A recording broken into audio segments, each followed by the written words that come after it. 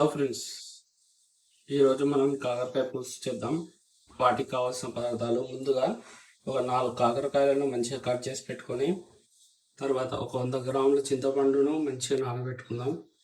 Next 1 table spoon of మెంతులు, 1 table spoon of నువ్వులు, 1 table spoon of జీలకర్ర, అలాగే కొత్తిమీర, ఉల్లిగడ్డ, కరివేపాకు, పచ్చిమిర్చి, క్యారెట్ వీటిని మంచిగా పెట్టుకోవాలి ఫ్రెండ్స్.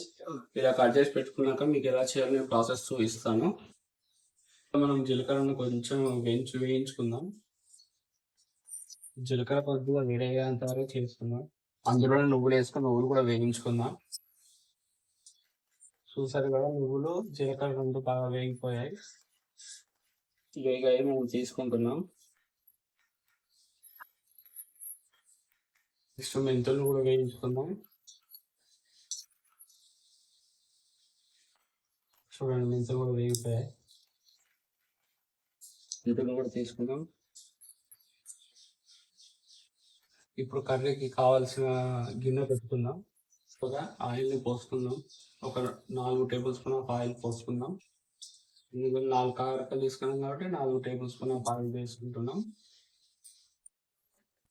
ఆయిల్ బాగా మగ్గింది. కొద్దిగా జీలకర్ర వేసుకున్నాం. జీలకర్ర కూడా చూడండి, మంచిగా ఆనియన్స్ కూడా వేసుకుంటున్నాం. మీరు కూడా ఇలాగే ఆనియన్స్ కూడా వేసుకోండి ఫ్రెండ్స్. ఇప్పుడు మంచిగా మగ్గుతున్నాయి కదా, మీరు కూడా ఇలా మగ్గుతూ అల్లం వెల్లిగడ్డ కూడా వేసుకున్నాను నేను. అల్లం వెల్లిగడ్డ పేస్ట్ కొద్దిగా వేసుకోండి. తర్వాత పసుపు వేసుకుందాం. పసుపు వేసుకొని బాగా కలుపుకుందాం. ఇలా కలుపుకున్నట్టయితే మీకు మంచి రుచికరమైన కాకరకాయ పులుసు వస్తుంది. కాకరకాయ చేదు రాకుండా కొంచెం కాకరకాయలను వాటర్లో కడుక్కోవాలి. కొద్దిగా పిండిన తర్వాత మేము కాకరకాయలను కడుక్కొని మంచిగా మగ్గిన ఆయిల్లో వేసుకుంటున్నాం. చూడండి ఫ్రెండ్స్, మీరు కూడా ఇలాగే వేసుకోండి, చాలా రుచిగా వస్తుంది. ఇప్పుడు కాకరకాయలు అన్నీ వేసుకున్న తర్వాత బాగా కలుపుకుందాం. ఎందుకంటే వాటర్లో కడిగితే కాకరకాయలు ఉన్న చేదంతా వాటర్లోకి వెళ్ళిపోయి బయటకు వెళ్ళిపోతుంది. చేదు లేకుండా రావాలంటే మాత్రం మీరు ఖచ్చితంగా వాటర్లో ఒక్కసారి కాకరకాయలను కడుక్కోండి. మీకు కూడా ఇలా రుచిగా వస్తుంది.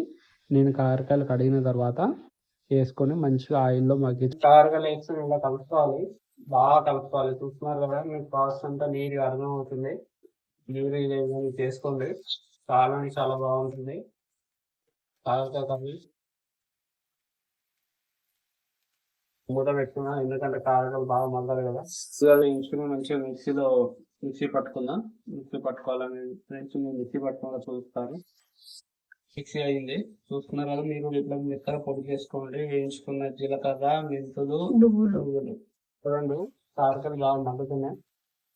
మళ్ళీ మనం ఒకసారి మగ్గసారి కలుపుకుందాం. బాగా కలుపుకుంటే చాలా బాగా వస్తుంది. చూస్తున్నారు కదా, మనం టమాటాలు అయితే వేయలేదు, టమాటాలు వేయచ్చు. ఎందుకంటే చింతపండు పోస్తుంది కాబట్టి దాంట్లో చూసి పులిపోవడం వస్తుంది. చూడండి,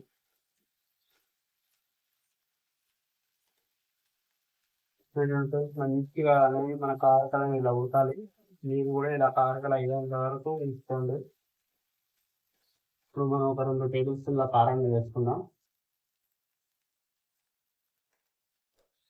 ఈ 2 టేబుల్ స్పూన్ల కారం అంటే మీకు టీ స్పూన్ తోట ఒక 2 టేబుల్ స్పూన్ వేసుకోండి, బాగా వస్తుంది.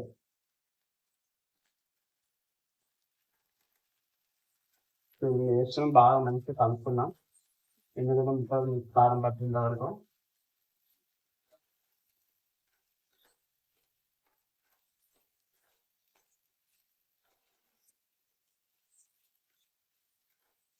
చింతపులుసు మంచిగా పిసుకోవాలి.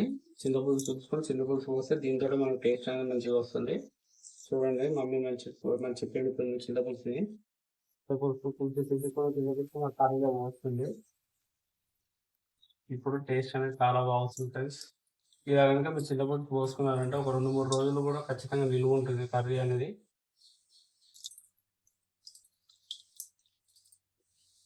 మంచిగా ఒకసారి కలుపుకుందాం. గ్యాస్ నుంచి ఫుల్లో పెట్టుకొని ఒక 10 మినిట్స్ ఇంకా వేయించుకున్నాం అంటే చాలా రుచిగా వస్తుంది. ఇక కొత్తిమీర వేసుకుందాం. అలాగే మనం ముందుగా పట్టుకున్న నువ్వుల పొడి ఉంది కదా, నువ్వులు, మెంతులు, జీలకర్రతో పొడి చేసుకుని వేయించుకొని ఆ పొడి అనేది మనం ఇప్పుడు వేసుకోవాలి. చూస్తున్నారు ఆ పొడి వేసుకుంటే చాలా రుచిగా వస్తుంది. ఈ కర్రీకి మెయిన్ ఇంగ్రీడియంట్ అదే అనమాట.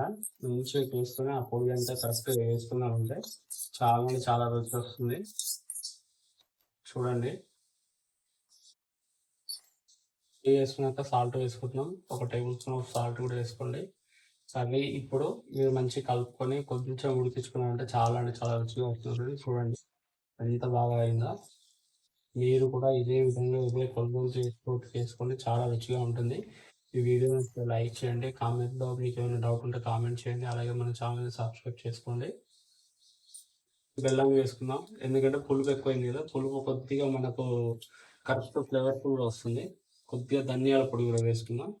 ఇప్పుడు ధనియాల పొడి కూడా వేసుకున్నాం. ఇదే మనకు మసాలా లాగా కూడా వస్తుంది. కొద్దిగా బెల్లం మనం ధనియాల పొడి వేసుకుంటే ఇప్పుడు పులుపు అనేది కరెక్ట్‌గా సెట్ అయిపోతుంది బెల్లం వల్ల. చూడండి మంచి మసాలాగా నేను మీకు చూపిస్తాను.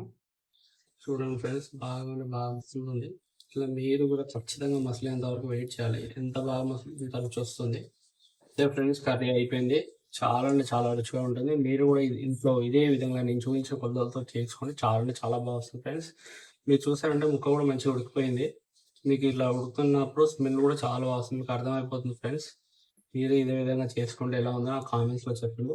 బాయ్ ఫ్రెండ్స్ ఉంటాను.